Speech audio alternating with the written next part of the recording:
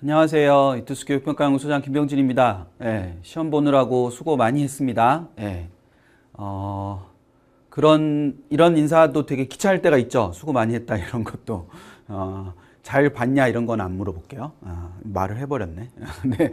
어쨌거나 여러분들 그 시험 보느라고 많이 썼고요. 지금 뭐 문제지랑 답안지랑 이제 올라온 과목도 있고 그렇지 않은 과목도 있긴 한데 여러분들 어차피 시험을 다 봤으니까 이제 문제지는 있을 거 아니에요. 그리고 답안지는 이제 아직 안 올라온 답지들도 있죠. 근데 어쨌거나 시험이 끝났고 여러분들이 아침에 8시부터 막 긴장된 상태에서 지금까지 와서 했던 거는 굉장히 칭찬받을 만한 일이고 여러분들의 노력에 따라서 그런 의미 뭐 이런 것들이 다 다를 수는 있겠지만 어쨌거나 수고 많이 했다는 인사를 먼저 전하고요. 저는 이제 요 앞 시간에는 전체적인 총평을 여러분들하고 잠깐 얘기를 하고 6시 반부터 국수형 3과목의 전체적인 출제 경향 그리고 좀 학습의 주안점을 앞으로 둬야 될 내용들 뭐 이런 것들에 대해서 선생님들이 말씀을 해 주실 거예요. 그리고 그 이후에 다시 이제 8시 40분부터 사탐과 과탐 여러분들 각각 이제 사과탐 선택 과목에 따라서 여러분들이 중요했던 부분들에 대해서 듣게 되는 시간이 있을 거고요. 그게 끝나고 나면 저는 9시 40분에 다시 입시적인 의미에 대해서 6월 모의평가가 입시적으로 어떤 흐름을 가지고 있었고 그리고 올해 수능에서 여러분들이 좋은 결과를 얻고 더 나아가서 최종적으로 입시에서 성공을 거두기 위해서 여러분들이 어떤 준비들을 6평 이후에 해야 할 것인가 뭐 이런 부분들을 이따 40분에 다시 여러분들하고 얘기를 할 건데 그 전에 그걸 본격적으로 듣기 전에 여러분들이 조금 점검해야 되거나 아니면 좀 심리적으로 또는 흔히 뭐 그런 걸 마인드라고도 하던데 그런 마음가짐 이런 것들이 좀 바뀌어야 되는 것 또는 이런 것들을 하지 않아야 되는 것들이 좀 있을 것 같아서 그것에 대해서 먼저 얘기를 좀 하고 진행을 하도록 하겠습니다. 보통 통상적으로 6월 모의평가를 보고 나면 대부분의 학생들이 가채점이라는 걸 하게 돼요. 가채점은 뭐 여러 가지 기준으로 할 수도 있죠. 여러분들이 답지를 가지고 뭐 시험지에 채점을 할 수도 있고 아니면 이제 우리 같은 경우는 이제 모의고사 풀 서비스라는 게 있으니까 거기 들어와서 이제 자신이 여러분이 쓴 답을 이렇게 입력을 하면 자동으로 채점을 해줄 거예요. 그래서 가채점을 하게 됩니다. 그리고 지금 이 순간에는 아마 우리 페이지 같은 경우, 이투스 같은 경우는 이제 국수 등급 컷이 올라가 있을 거예요. 예상 등급 컷이. 예상 뭐 1등급은 몇 점, 2등급 몇 점 이런 식으로 올라가 있을 텐데 그런 이 원점수를 확인하고 난 다음에 여러분들이 그 등급 컷을 이렇게 보게 되면 평소에 보던 학력평가와 뭐 다른 친구들 뭐 비슷한 친구들보다는 다른 친구들이 훨씬 많겠죠. 근데 어떤 친구들은 더 성적이 좋게 나왔을 수도 있고 또 어떤 친구들은 더 나쁘게 나왔을 수도 있지만 대부분 시험이라는 거는 기본적으로 잘 보는 학생이 별로 없어요.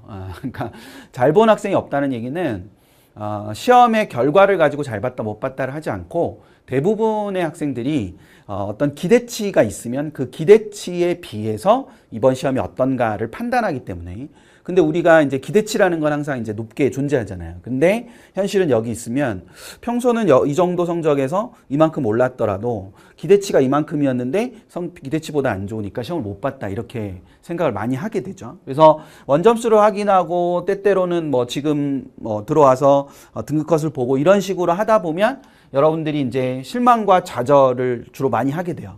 뭐 좌절까지 안 가더라도 뭐 실망하는 학생들이 되게 많고 그 뒤로는 뭐가 안 보이죠.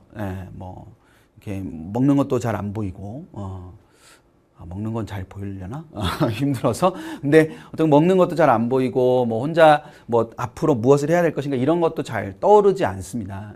그런 것들은 아주 가채점의 그 나쁜 예라고 할 수 있죠.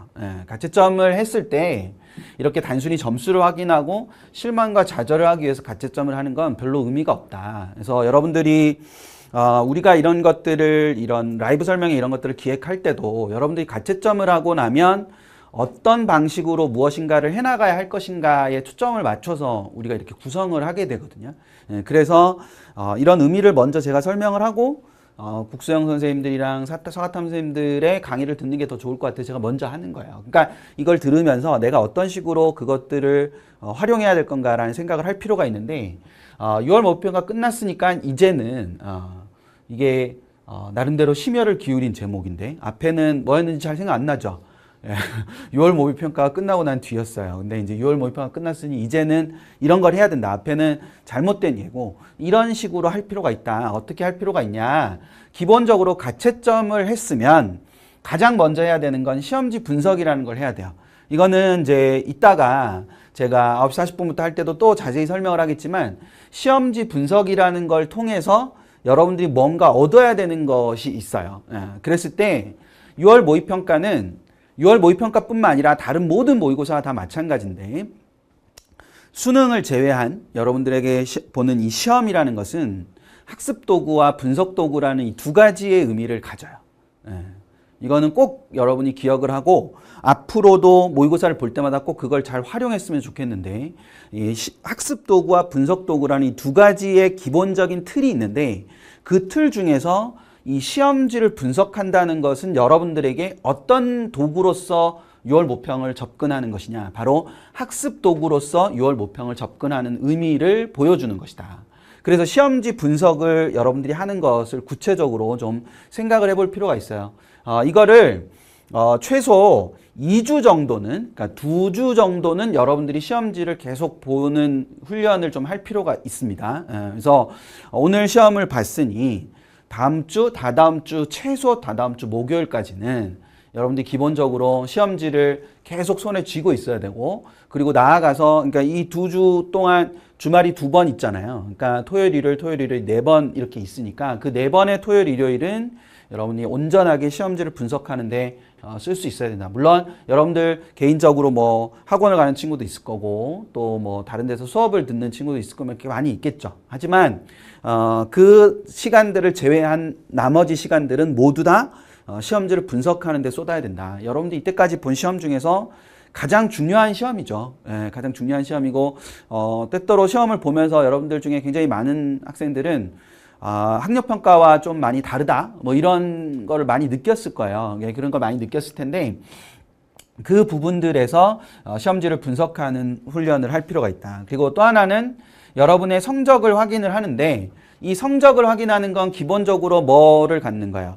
이 성적을 확인한다는 것은 나의 현재 상황이 어떤 상황이냐는 거를 객관적으로 보는 거잖아요. 그렇죠? 그러니까 이거는 결과적으로 말하면 이 분석 도구로서 활용하는 거다. 이걸 다른 말로 이제 평가 도구로서 활용하는 거다. 이렇게 해석을 할 수 있어요. 그래서 성적을 확인하는 건 평가 도구로서 사용하는 거고, 그 다음에 시험지 분석을 하는 건 학습 도구로서 또는 분석 도구로서 이렇게 활용하는 거다라는 걸 여러분들이 좀 생각을 해두고, 또 하나 여러분들한테 꼭 부탁을 하고 싶은 건 이 부분이에요. 시험 과정을 복기하는 거를 한번 해봤으면 좋겠다. 이거는 어떤 의미냐? 여러분이 1교시부터 시험을 쭉 이렇게 봤잖아요. 그렇죠? 예, 그렇게 시험을 봤을 때 그 시험을 보는 과정 동안 나는 이 시간에 뭘 했고 이때쯤엔 뭘 했고 이때쯤엔 뭘 했는지를 다 적어보는 거예요. 시험지를 보면서. 그리고 시험지의 그 각 문항의 위치에 내가 이 문제를 풀 때는 어떤 마음이었어. 특히 요 부분은 오늘이 아니면 하기가 되게 어렵습니다. 적어도 내일까지는 끝을 내야 돼요. 이 부분을. 그러니까 복기하는 부분은, 시험 과정을 복기를 하는 부분은 적어도 오늘이나 내일 정도까지는 끝을 내야만 기억이 안 나니까 나중에 뒤에 가면 기억이 안 나기 때문에 이거를 지금 이 시점에서 여러분들이 어느 정도로 정리를 해놓는 게 굉장히 중요합니다. 그리고 이걸 통해서 2019학년도 수능으로 여러분들이 움직여 갈 수 있게. 그러니까 2019학년도 수능에서 나는 지금 6월 모의평가를 보다 보니 뭐 예를 들어서 국어에서 문법 문제를 푸는 데까지 걸리는 시간이 얼마였어. 근데 그러다 보니까 뒤에 독해 한 지문을 하는 시간이 좀 부족한 느낌이 있었어. 그러면 나는 화법과 작문과 문법을 몇 분 안에 풀어야겠어. 이런 구체적인 계획들을 세우려면 그 구체적인 계획의 바탕이 되는 건 여러분들의 현재잖아요. 그 현재가 명확하지 않으면 계획이라는 것 자체도 못 세우는 거죠. 그렇죠? 그 현재를 명확하게 알려면 시험 과정을 전체적으로 복기하는 것이 굉장히 중요하다. 그러니까 여러분이 이 세 가지를 제대로 실행을 해야 여러분이 6월 모의평가를 본 의미가 있는 거예요. 6월 모의평가를 보고 단순히 채점하고 내가 몇 등급이네 이런 얘기를 할 거면 6월 모의평가를 사실 볼 이유도 없고, 그리고 여러분들은 6월 모의평가를 제대로 활용을 못하는 거죠. 그러니까 기본적으로 활용을 위해서 가장 우선돼야 되는 최소한의 것들이 이렇게 세 가지가 있다는 것을 여러분이 생각을 해두면 좋지 않을까라는 생각이 듭니다. 그래서 자, 다시 거듭 얘기하지만 시험은 기본적으로 학습도구로 활용할 줄 알아야 되고, 그 학습도구로 활용하기 위해서 여러분들은 시험지 분석을 해야 되는 거고요. 그리고 또 하나, 평가도구나 분석도구로서 활용할 수 있는 게 하나가 있다. 그 평가도구나 분석도구로 활용하기 위해서 여러분들은 성적을 확인해야 되는데, 이 성적이라는 것은 좀 전에 지나가듯이 제가 그랬죠. 시험을 잘 본 학생들은 거의 없다. 그러니까 시험을 잘 본 학생들이 거의 없다는 건 주관적인 성적은 항상 기대보다 못 미친단 말이죠.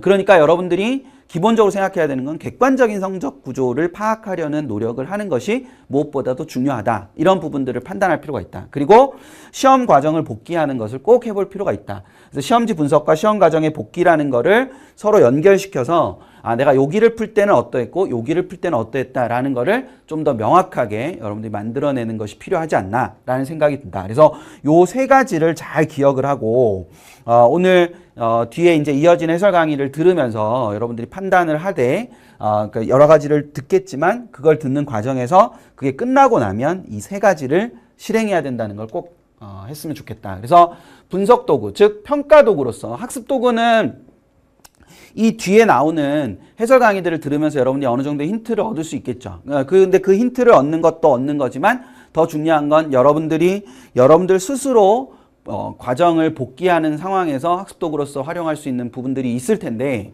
분석도구, 즉 평가도구로서의 활용하는 6월 모평을 활용하는 것에 있어서는 무엇보다도 중요한 게 아까 뭐라 그랬어요? 객관성을 갖는 게 필요하다고 그랬잖아요. 그 객관성을 갖는다기 위해서 여러분들이 해야 되는 몇 가지 전제들이 있어요. 그러니까 인식해야 되는, 그러니까 실제로 실제로 해야 되는 거는 하나밖에 없긴 한데, 그걸 하기 전에 여러분들 스스로 내가 이런 상황 속에 처해 있구나라는 걸 알아야 되는 게 있어요. 그 객관적인 기준이 되는 게 뭐냐? 응시 집단에 대한 관심이 필요하다. 즉, 여러분들은 대부분 굉장히 많은 보도자료들이 지금 쏟아지고 있을 텐데, 그 보도자료들이 대부분 어떤 식의 구조를 갖게 되느냐? 예를 들어서 국어. 그러면 국어가 전년 수능에 비해서 어땠다. 이렇게 나온단 말이에요.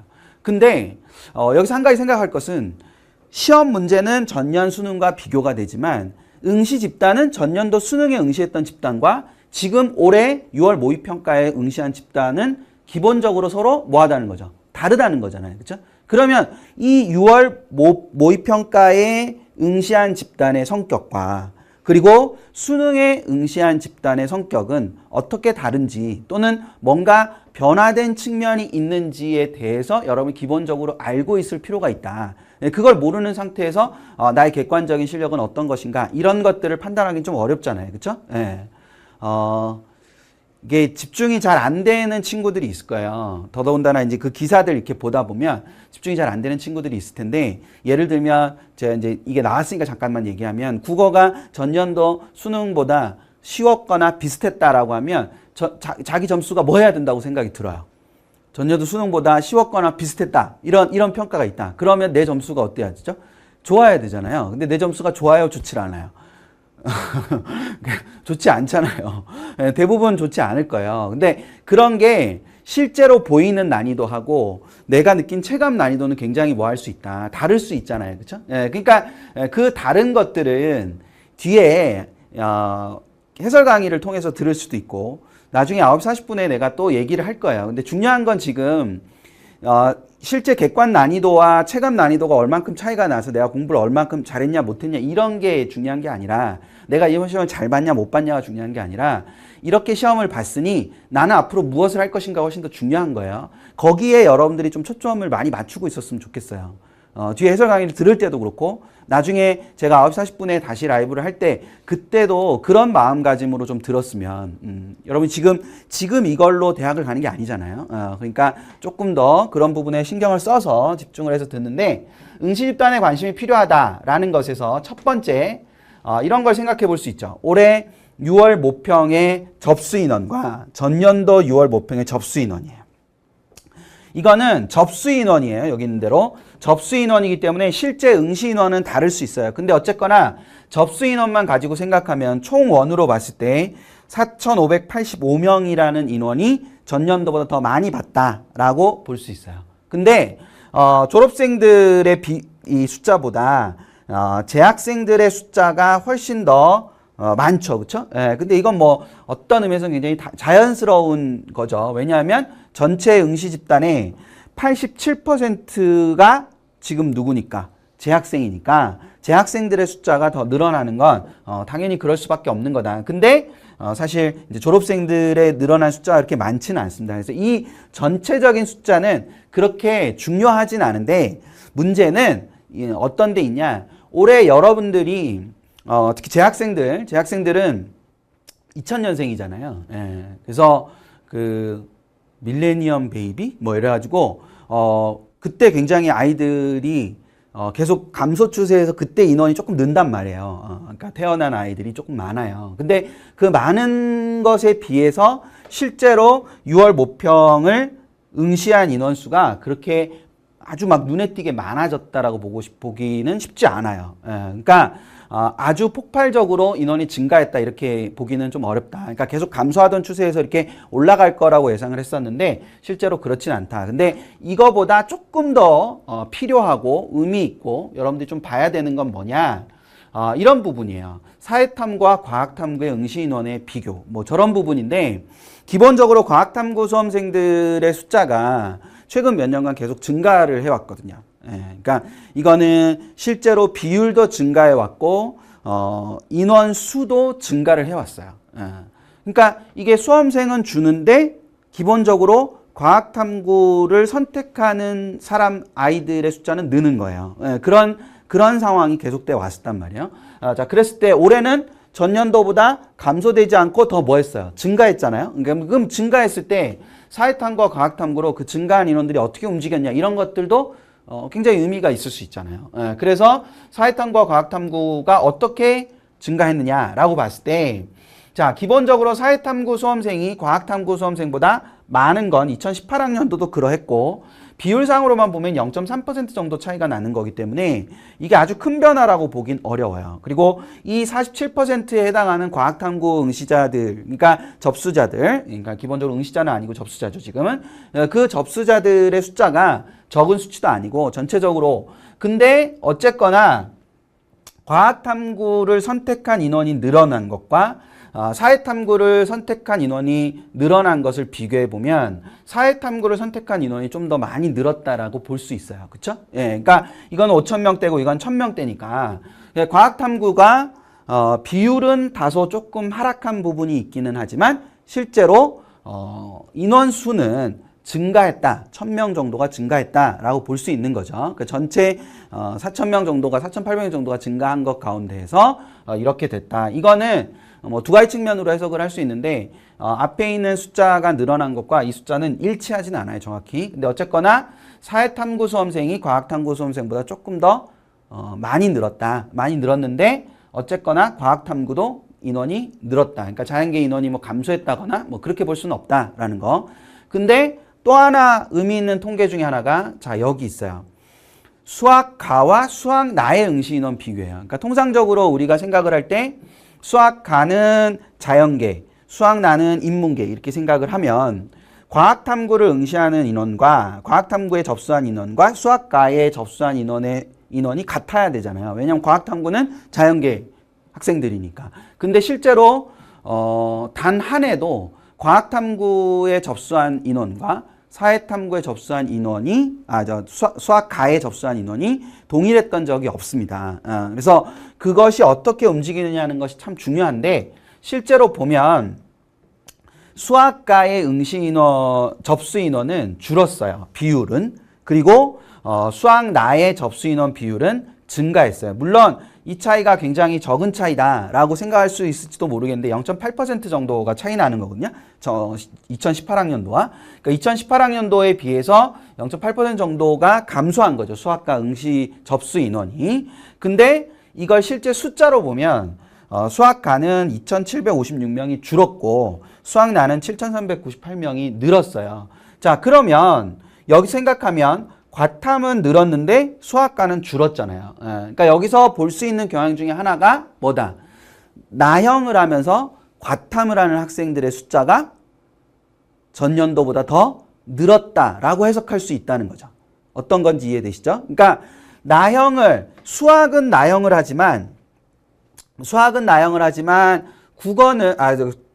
탐구는 과탐을 하고 또는 과탐을 하지만 수학은 가를 하지 않고 나를 하는 학생들의 숫자가 전년도에 비해서 좀 더 많아졌다. 이것은 올해 3월 학력평가와 4월 학력평가에서도 이미 그러한 경향들이 좀 나타났었단 말이죠. 근데 여기서 이제 이런 나형 과탐을 하는 학생들의 비율이 조금이나 소폭이나마 이렇게 증가하고 있다라는 것을 보면 결국 자연계열의 중위권의 경쟁이 좀 더 치열해질 가능성이 있다. 왜?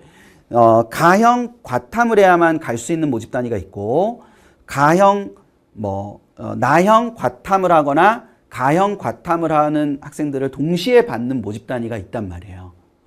그리고 수학 가나와 탐구, 사탐, 과탐을 가리지 않는 모집 단위가 있어요. 자, 이렇게 세 부류의 모집 단위, 자연계 모집 단위 중에서는 가형 과탐만 해야만 받아주는 모집 단위와 나형 과탐을 해도 가형 과탐과 같이 받아주는 모집 단위, 그리고 수학을 가나를 하든 탐구를 사과를 하든 모두 다 받아주는 모집 단위가 있다. 그래서 나형 과탐이 증가한다는 얘기는 중간에 있는 수학을 가나를 다 받아주고 과탐을 해야만 하는 모집 단위, 그 모집 단위들이 경쟁이 그만큼 더 뭐해질 수 있다, 치열해질 수 있다. 역으로 말하면 가형의 과탐을 하는 인원은 상대적으로 좀 줄어들었으니까 그 인원들의 모집 단위들은 약간 조금 더 경쟁률이 낮아지는 그런 흐름을 보일 수 있다. 그게 9월에도 그렇게 나오는지를 볼 필요가 있는 거죠. 그리고 수능 접수 인원도 그런 경향을 보이는지를 한번 볼 필요가 있는 거예요. 그래서 그렇게 움직임이 만약 진행이 된다면 내가 나형 과탐을 하고 있다면 좀 더 학습에 심혈을 기울일 필요가 있는 거고, 가형 과탐을 하고 있다면 내가 조금 더 희망을 더 많이 갖고 이렇게 공부를 할 수도 있는 거고, 이렇게 여러 가지의 변화로 응용될 수 있잖아요. 그렇죠? 그러니까 그 부분들을 생각을 하면 여러분들이 이렇게 움직임이 있을 거다라는 생각을 하나 해둘 필요가 있지 않을까라는 생각이 듭니다.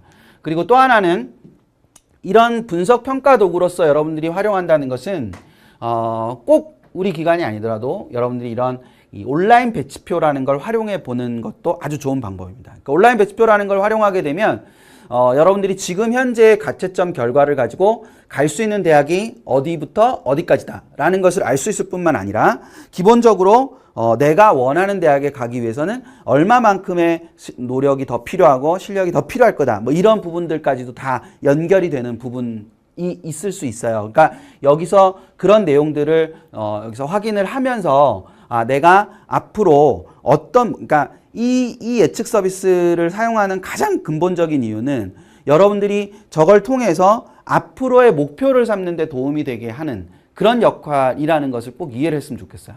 그러니까 내가 지금 현재 어디를 갈 수 있다로 끝나는 게 아니라 내가 앞으로 기본적으로 여기까지 가려면 얼마만큼의 노력을 더하면 갈 수 있겠구나 라는 것을 여러분들이 확인할 수 있는 계기가 되는 그런 시험 활용법이 되지 않을까. 그래서 가치점 온라인 배치표를 여러분들이 활용하면 결과적으로 어느 정도 선을 만들어낼 수 있다라는 거, 그 부분을 좀 염두에 둬서 생각을 할 필요가 있지 않을까라는 생각이 듭니다.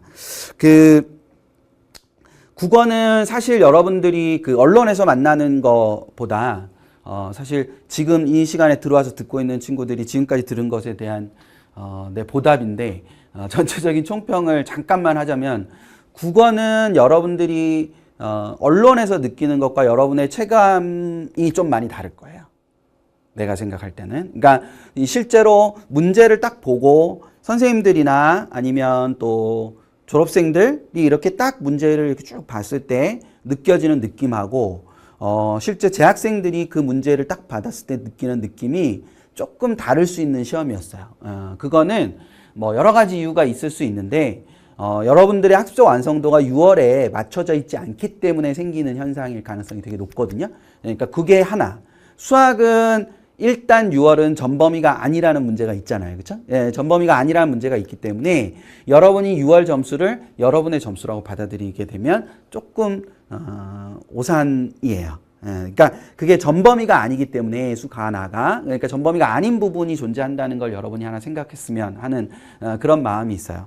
영어는 뒤에 영어에서 들으시겠지만 좀 다른 유형이나 좀 다른 구조 뭐 이런 것들이 시험에 기본적으로 나왔죠. 그러니까 그런 다른 구조들이 좀 시험에 나왔다는 거. 이때까지 보던 모의고사의 어떤 틀 요런 거하고 실제 시험에서 그러니까 여러분들이 시험을 통해서 만났던 문제들이 약간씩의 차이들이 있었어요. 그리고 여러분들 생각보다는 조금 길이가 조금 더 있지 않았을까라는 그런 체감의 난이도가 조금 있지 않았을까? 이런 부분들이 있어요. 그러니까 국수형만 가지고 얘기하면 실제 여러분들이 언론이나 이런 부분에서 만들어내는 여러 가지의 그런 난이도 이런 부분보다 여러분이 실제로 느끼는 체감 난이도는 약간 더 높았을 수 있다라는 게 있어요.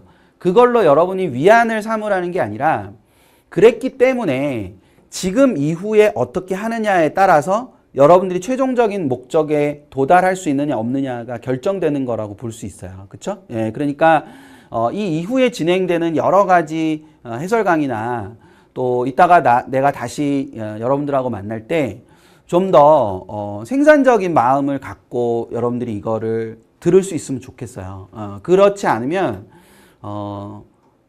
이 이후로 정말 중요한 게 이 이후인데 이 이후에 여러분들이 무엇인가를 해나가는 데 있어서 굉장히 어려움이 있지 않을까? 뭐 이런 생각들이 좀 있거든요. 예, 그래서 그 부분에서 여러분들이 좀 생각을 하나 하고 또 하나는 지금 여러 가지 이제 뭐 평가원에 한국교육과정평가원에 가도 있지만 실제로 여러 가지 포털 사이트에 접속을 하면 그리고 우리 이투스 홈페이지에 들어와도 문제지가 올라가 있어요. 이렇게 문제지가 올라가 있는데 여러분이 본 시험지가 있잖아요. 그렇죠? 여러분 시험지가 있는데 시험지 말고 별도의 문제지, 깨끗한 문제지 있죠? 깨끗한 문제지를 하나 여러분들이 준비를 해서 뒤에 이어지는 해설 강의를 들었으면 하는 바람이 있습니다. 그러니까 둘 장단점이 있어요. 여러분의 시험지로 보게 되면 여러분이 어떻게 그 문제를 풀었는지에 대한 어떤 접근 방식이나 이런 것들을 좀 더 잘 볼 수 있죠.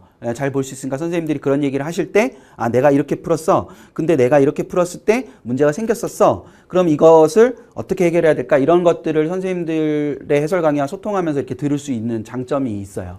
근데 단점은 뭐냐면 거기에 빠져서 강의를 듣지 않아. 거기에 빠져가지고 왜 이랬지? 왜 이랬을까? 뭐 그러고 나면 다른 거 막 이렇게 몇 번 넘어가서 하고 있어. 그러니까 그렇게 되면 여러분들이 해설 강의를 듣거나 이러는 부분에서 그걸 효과적으로 활용하지 못하잖아요. 그렇죠? 예, 그러니까 새롭게 이렇게 다운을 받아가지고 그 다운받은 문제지를 가지고 보면서 이 해설의 주안점들을 여러분이 따로 이렇게 적어놓고 나중에 여러분 시험지 분석을 하면서 이거랑 비교를 해보면 되잖아요. 그렇죠? 이걸 비교를 해보면 내가 제대로 분석했나 분석하지 못했나 하는 것도 이걸 통해서 알 수 있으니까. 그렇죠? 예, 그러니까 내가 아마 끝나고 나면 1, 2분 정도 남을 거예요. 그 1, 2분 정도를 빨리 접속을 해서 다운을 받아서 보고 이제 강의를 딱 들으면 여러분들이 조금 더 여러분들한테 도움이 되지 않을까라는 생각이 있습니다. 저는 이따가 9시 40분에 뵙겠습니다. 감사합니다.